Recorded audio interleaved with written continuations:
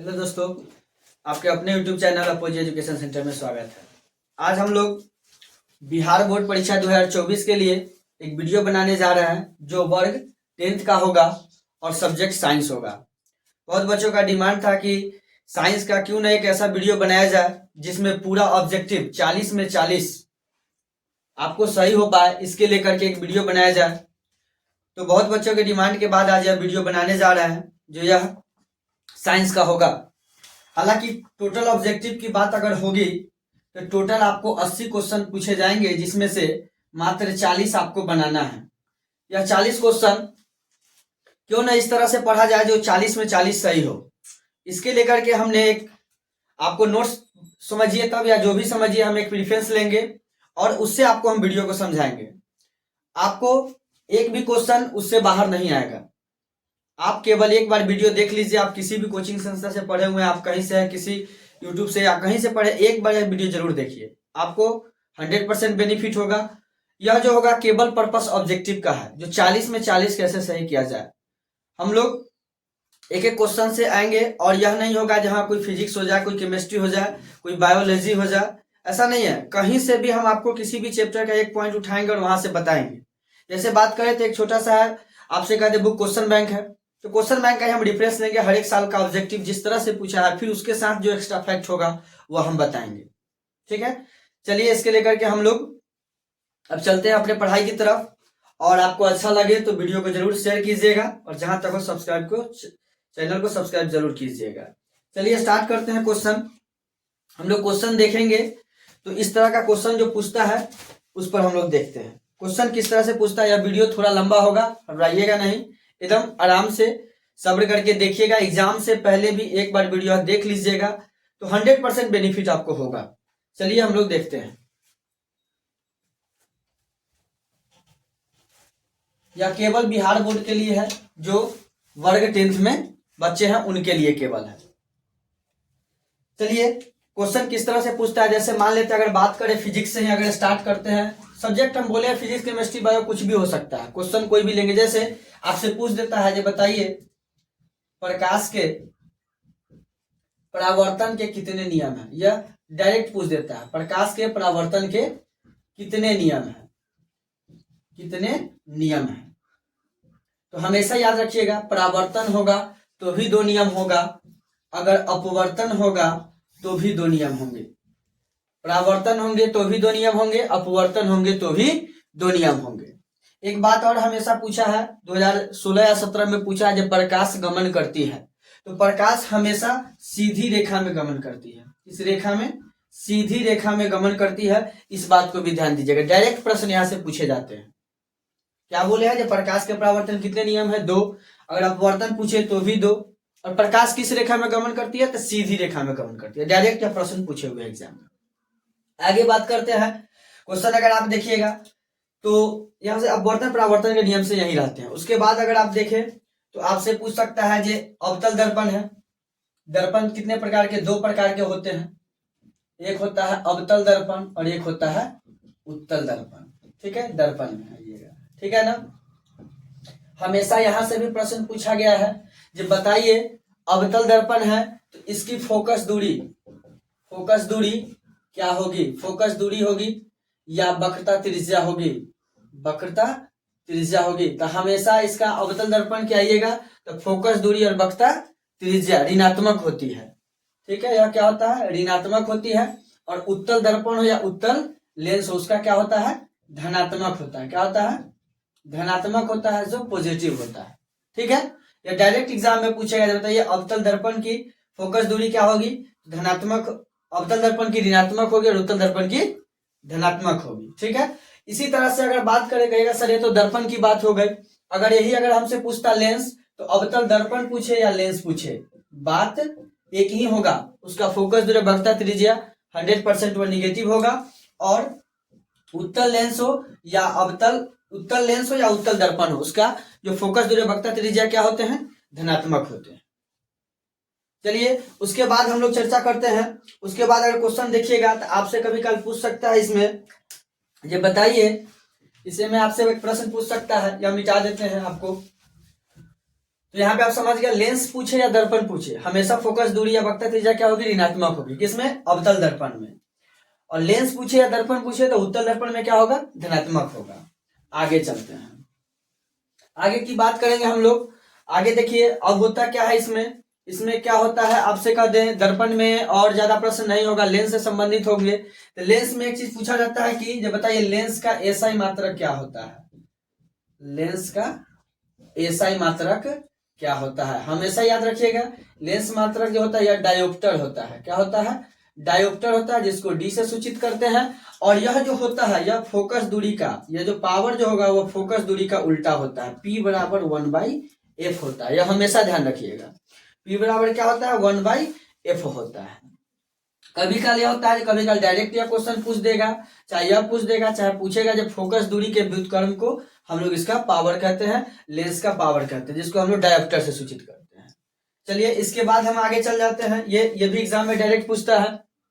उसके बाद हम लोग देखिएगा, तो इसके बाद हम आते हैं दृष्टि दोष में। किस में आते हैं, दृष्टि दोष। आपसे पूछेगा एग्जाम में, जब बताइए दृष्टि दोष कितने प्रकार के होते हैं। तो दृष्टि दोष कितने प्रकार के होते हैं, 4 प्रकार के होते हैं। अगर बात करें पहला, तो पहला हम लोग का होता है निकट दृष्टि दोष, दूसरा होता है दूर दृष्टि दोष, तीसरा आइएगा तो होता है जरा दृष्टि दोष, और चौथा आइएगा तो होता है अबिंदुकता। क्या होता है, अबिंदुकता होता है। ये एग्जाम में डायरेक्ट पूछेगा कि दृष्टि दोष कितने प्रकार के होते हैं। अब आपसे यह पूछेगा कि निकट दृष्टि दोष को दूर करने के लिए कौन सा लेंस का प्रयोग करेंगे। तो हमेशा रखिए निकट में ये 3 शब्द है, तो यह बड़ा शब्द है। दूरी में कितने शब्द है, 2 शब्द है। और निकट में कितने 3 शब्द है। तो बड़ा में बड़ा, तो बड़ा आइएगा तो अवतल लेंस होगा, और छोटा आइएगा 2 शब्द का है तो इसमें भी छोटा आइए तो उत्तल लेंस हो जाएगा। डायरेक्ट एग्जाम में पूछता है कि निकट दृष्टि दोष को दूर करने के लिए कौन सा लेंस का प्रयोग करते हैं। तो अवतल लेंस का, दूर दृष्टि दोष के लिए उत्तल लेंस का। दूरी देखिए छोटा है तो ये भी छोटा हो गया, और ये बड़ा शब्द है तो ये भी बड़ा शब्द हो गया। कोई दिक्कत, यहां तक कंप्लीट हो गया। उसके बाद क्वेश्चन, या डायरेक्ट ऑब्जेक्टिव क्वेश्चन हम बता रहे हैं आपको, जो यह एक बार वीडियो देख लीजिएगा तो आपको एक बार माइंड में समझ में आ जाएगा इस तरह का क्वेश्चन पूछे जाते हैं। चलिए अब छोटा सा रिफरेंस ले लेते हैं। जैसे क्वेश्चन पूछ दिया है कि मानव नेत्र के लिए दृष्टि दोष का स्थायित्व क्या है। देखिए दृष्टि दोष अगर मानव नेत्र पर बात करेंगे, मानव नेत्र पर बात करेंगे तो 1/10 सेकेंड तक हमारे नेत्र माइंड में रहता है। कोई भी वस्तु आप देखिएगा ना तो वह कितना बार रहता है, 1/10 सेकेंड तक रहता है। वह आपके ये क्वेश्चन में रेफरेंस लिया है। उसके बाद अगर बात करें, अगर मस्तिष्क की बात करें, मस्तिष्क पर अगर ध्वनि की बात करें, किसकी करें, ध्वनि की। या तो हमारा मानव नेत्र पर किसकी बात किया है, प्रकाश की बात की है। अगर ध्वनि की होगा तो 1/16 सेकेंड होता है। कोई दिक्कत, 1/16 सेकेंड होता है। तो ये हम लोग का यहाँ भी क्लियर हो गया। ये भी एग्जाम में आपको डायरेक्ट क्वेश्चन पूछ देता है, मानव नेत्र में कितने रहता है। उसके बाद है किस दृष्टि दोष के निवारण के लिए उत्तल लेंस का प्रयोग किया जाता है। अभी हम बताए हैं ये उत्तल लेंस की किसका प्रयोग करते हैं, दूर दृष्टि दोष के लिए करते हैं। अवतल किसके लिए करते हैं, तो निकट दृष्टि दोष के लिए करते हैं। उसके बाद है, आपसे कह दीजिए, उसके बाद आइएगा तो किसी वस्तु का आवर्धित प्रतिबिंब बनेगा। आवर्धित जो होता है वो अवतल दर्पण में बनता है। आवर्धित प्रतिबिंब की बात करेंगे हम लोग, देखिएगा आवर्धित प्रतिबिंब के बारे में चर्चा करते हैं हम लोग। इसको मिटा देते हैं, देखिए आगे की बात करते हैं। आवर्धित प्रतिबिंब पर आएंगे तो आवर्धित प्रतिबिंब का क्या होता है से देखिएगा। आवर्धित मिस होता है बड़ा। आवर्धित प्रतिबिंब की बात करेंगे हम लोग तो अगर दर्पण की चर्चा हो जाए, किसकी चर्चा हो जाए, दर्पण की चर्चा होगी तो हम लोगों का अवतल दर्पण होगा, ठीक है ना। अगर लेंस की चर्चा होगी तो हम लोगों का उत्तल लेंस होगा, ठीक है। 2 पॉइंट समझिएगा इसमें 2 पॉइंट है। अगर आवर्धित प्रतिबिंब की बात करें, दर्पण में पूछे तो अवतल होगा, लेंस में पूछे तो उत्तल होगा। यह पॉइंट समझ लीजिए। उसके बाद आगे का क्वेश्चन है हजामती बनाने के लिए। देखिए हजामती, अगर हजामती दर्पण बार बार पूछता है, जब बताइए हजामती दर्पण या हजामत बनाने के लिए आप किस दर्पण का प्रयोग करते हैं, तो हमेशा याद रखिएगा अवतल दर्पण का प्रयोग करते हैं, ठीक है। उसके बाद आपसे पूछ देगा, जब बताइए सौर कुकर में किसका होता है, यह डायरेक्ट क्वेश्चन एग्जाम में पूछता है। सौर कुकर में तो इसमें भी अवतल दर्पण का प्रयोग किया जाता है। कोई दिक्कत, अगर आप चलिएगा तो सर्च लाइट के कटोरा के रूप में भी अगर देखते हैं, सर्च लाइट के कटोरा के रूप में भी देखते हैं तो भी अवतल दर्पण का प्रयोग होगा, ठीक है। यह पूरा जैसे जैसे ऑब्जेक्टिव में पूछता है, केवल हम बोल दिए हैं शुरू में ही जो ऑब्जेक्टिव मेथड ही बात होगी। एक बार देखिएगा पूरा ऑब्जेक्टिव क्लियर हो जाएगा। आगे हम लोग देखते हैं लेंस का ऐसा मात्रक क्या होता है अभी हमने बताया है। जो डायोप्टर होगा, प्रकाश के किरणों के समूह को कहते हैं। तो आप जानते हैं जो किरण पुंज कहते हैं। देखिए किरण ऐसे होता है, इसको हम लोग किरण बोलते हैं, कोई दिक्कत। और इसी को अगर समूह में हो जाए तो इसी को हम लोग किरण पुंज कहते हैं। क्या कहते हैं? किरण पुंज कहते हैं, कोई दिक्कत। इसके बाद हम लोग आते हैं, उसके बाद हम लोग आते हैं कि किसी माध्यम में छोटे छोटे कण निलंबन को कहा जाता है। देखिए जब भी छोटा छोटा कण होगा, जब भी छोटा छोटा कण होगा और यह बात निलंबन में आएगी, किस में आएगी? निलंबन में। किस में आएगी? निलंबन में। तो आप जान लीजिएगा यह कोलायड विलयन होगा। कौन सा विलयन होगा? कोलायड विलयन होगा। हमेशा ध्यान रखिएगा, कौन सा विलयन? कोलायड विलयन। निलंबन के जहां तक सर छोटा छोटा होगा कण तो हम लोग का कोलायड विलयन में आ जाता है। उसके बाद हम लोग आते हैं कि लघु पथन के समय परिपथ में विद्युत धारा का मान क्या हो जाता है। लघु पथन जब होता है, लघु पथन का मतलब समझते हैं? लघु पथन का मतलब हो जाता है, लघु पथन में हो जाता है क्या? लघु पथन, देखिए मिटा देते हैं इसको। लघु पथन की बात करते हैं। देखिए लघु पथन, लघु पथन को इंग्लिश में हम लोग शॉर्ट सर्किट कहते हैं। शॉर्ट सर्किट कहते हैं। तो शॉर्ट सर्किट कब होता है? जब शॉर्ट सर्किट क्या होता है? जब आप जानते हैं कि जब कोई भी हम लोग कोई उपकरण जल जाता है, कहते हैं शॉर्ट सर्किट के कारण उपकरण हमारा जल गया है। तो शॉर्ट सर्किट कैसे जल गया? जब वो वोल्टेज हाई हो गया। तो हमेशा रखिएगा जब भी शॉर्ट सर्किट होगा तो धारा की मान बढ़ जाएगा। धारा की मान क्या होगी? बढ़ जाएगी। धारा की मान क्या होगी? बढ़ जाएगी। उसके बाद का क्वेश्चन देख लेते हैं, क्या हो जाएगा? लघु पथन के साथ परिपथ में विद्युत धारा का मान क्या होगा? तो बहुत अधिक बढ़ जाता है। अभी हम समझा दिए आप लोगों को। उसके बाद करा किसी बल्ब में 220 वोल्ट पर 2 एम्पियर की धारा प्रवाहित। देखिए क्वेश्चन आता है विद्युत धारा का, अच्छा क्वेश्चन है। देखिए इसको मिटा देते हैं हम। एक फॉर्मूला आता है जो बार बार एग्जाम में पूछता है। हम रेफरेंस इसीलिए आपको क्वेश्चन बैंक लिए हैं ताकि आपको एक एक टॉपिक हम समझा पाए। देखिए एक फॉर्मूला होता है, आपसे कह दे V बराबर आई आर, ठीक है। V बराबर आई आर होता है जो हम लोग ओम्स लॉ कहते हैं, ओम का नियम कहते हैं। इसको हम लोग क्या कहते हैं? ओम का नियम। डायरेक्ट ऑब्जेक्टिव में पूछेगा जब V बराबर आई आर, 4 ऑप्शन देगा, 4 में क्या कौन सही है। इसमें देखिए 2-3 तरीका से बना सकते हैं। अगर V है, I को इधर ले आएंगे, यहाँ क्या बचेगा? R बचेगा, ये भी हमारा सही होगा। 4 ऑप्शन देंगे, चारों में 1 सही, 3 सही और 1 गलत होगा। तो देखिए क्या कौन सा गलत होगा आप यहीं से निकाल सकते हैं। अगर मान लेते I को इधर रखते हैं तो यहाँ हो जाएगा V भाई, ठीक है। तो इसी पर से इस पर भी प्रश्न आपको पूछेंगे एग्जाम में। हो गया V बराबर क्या होगा? आई आर होगा, यहाँ तीनों निकाल दिए, ठीक है।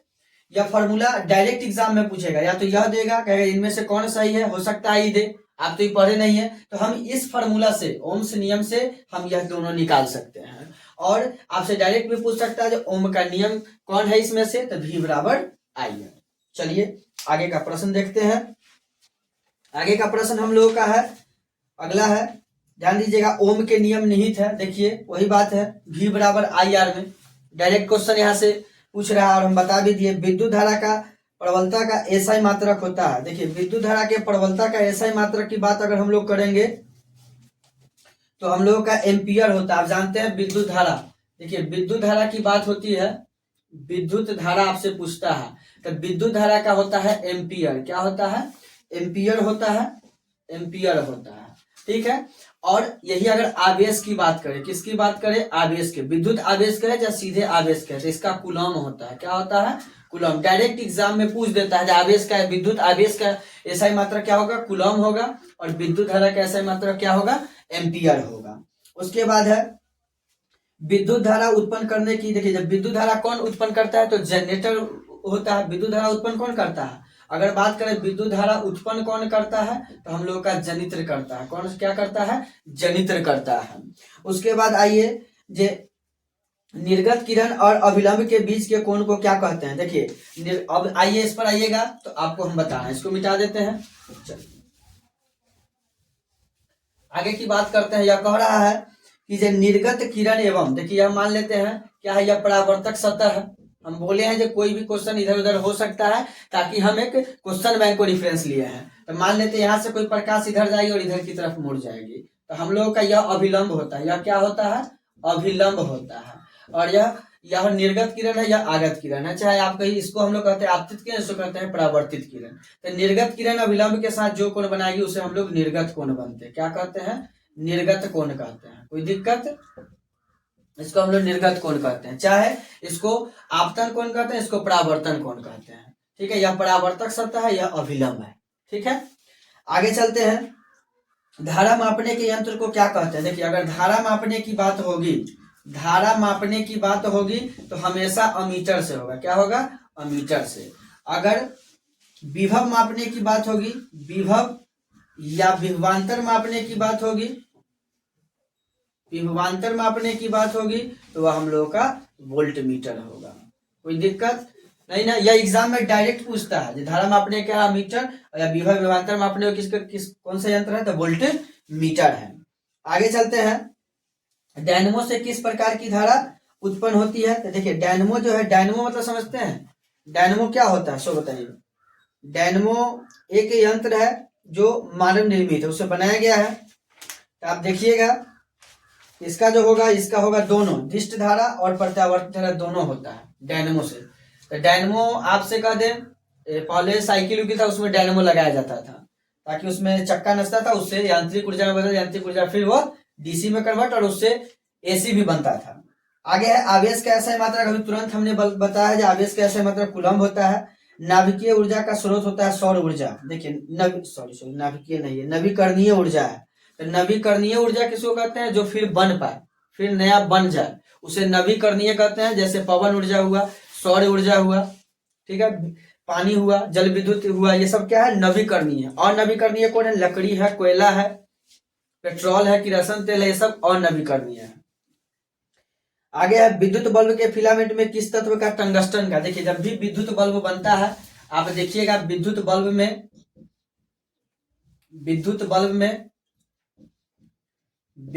बल्ब में टंगस्टन का उपयोग होता है। किसका उपयोग होता है? टंगस्टन का उपयोग होता है। डायरेक्ट ऑब्जेक्टिव में पूछता है। उसके बाद है बेकिंग सोडा का नाम क्या है? देखिए, बेकिंग सोडा आप देखिएगा, ध्यान दीजिएगा, बेकिंग सोडा। देखिए, बेकिंग सोडा को ब से बेकिंग होगा तो ब से बाई होगा। कोई दिक्कत? तो सोडियम बाइकार्बोनेट होगा। क्या होगा? इसको हम लोग सोडियम बाइकार्बोनेट कहते हैं। क्या कहते हैं? सोडियम बाइकार्बोनेट कहते हैं। कहिएगा सर, इसका रासायनिक सूत्र क्या होता है? NaHCO3 होता है, सोडियम बाइकार्बोनेट होता है। कोई दिक्कत? तो आप हमेशा ध्यान रखिएगा, सोडियम बाइकार्बोनेट होता है। चाहे इसको हम लोग सोडियम हाइड्रोजन कार्बोनेट भी कहते हैं। कोई दिक्कत? अब कहेगा सर बार बार कंफ्यूजन होता है, तो हमेशा ध्यान रखिएगा, HCO3 कहीं भी लगा रहेगा तो वह बाइकार्बोनेट होगा, और CO3 रहेगा तो यह कार्बोनेट होगा। आप SCO3 को आप हाइड्रोजन कार्बोनेट भी कहते हैं। लोग क्या कहते हैं? हाइड्रोजन कार्बोनेट भी कहते हैं। लेकिन हमेशा ध्यान रखिएगा, अगर इसके साथ मान लेते हैं कैल्शियम लग जाए तो कैल्शियम बाइकार्बोनेट हो जाएगा। और मान लेते हैं कैल्शियम लग जाए, यहाँ भी कैल्शियम कार्बोनेट, इसमें कुछ भी लग जाए, एल्युमिनियम लग जाए, आपसे कह दे तो कुछ भी लगेगा। अगर SCO3 होगा तो वह बाइकार्बोनेट होगा, और CO3 होगा तो वह कार्बोनेट होगा। कोई दिक्कत? आगे चलते हैं। आगे है शाक सब्जी को विघटित होता है। तो शाक सब्जी, देखिए, कोई भी विघटित होगा, कोई भी विघटित का मतलब क्या होता है? टूटना। क्या होता है? टूटना। जब टूटता है तो उसमें क्या उष्मा निकलता है। जुटने में, जोड़ने में उष्मा की जरूरत पड़ती है, तोड़ने में क्या होता है? वो उष्मा निकलता है। तो हम लोग इसको उष्मा छेपी कहते हैं। क्या कहते हैं? उष्मा छेपी कहेंगे। ठीक है ना? कोई दिक्कत? आगे चलते हैं। आगे है कि पीएच मान। देखिए, पीएच मान में कौन क्षारक विलयन का मान देता है? देखिए, पीएच की मान की देख लीजिए। पीएच मान एक बार हम बताएंगे, आपको पूरा क्लियर हो जाएगा। ध्यान दीजिएगा एकदम बोर्ड पर। जो आपसे कहते हैं पीएच मान क्या होता है? Power of hydrogen. पीएच का मतलब होता है पावर ऑफ हाइड्रोजन। ध्यान दीजिएगा, यह 0 से लेकर के 7 और फिर 7 से लेकर के 14 तक होता है। कोई दिक्कत? यहाँ जो होता है यह होगा हम लोगों का उदासीन होता है। क्या होता है? उदासीन होता है। अगर 7 डायरेक्ट 7 आ जाए, चाहे आपसे पूछे जो उदासीन का पीएच मान क्या होगा, तो 7 होगा। अगर 7 से कम होगा, 7 से कम होगा, तो यह हम लोगों का अम्लीय हो जाएगा। क्या हो जाएगा? अम्लीय हो जाएगा। अगर 7 से ज्यादा होगा तो यह हम लोगों का क्षारीय हो जाएगा। कोई दिक्कत?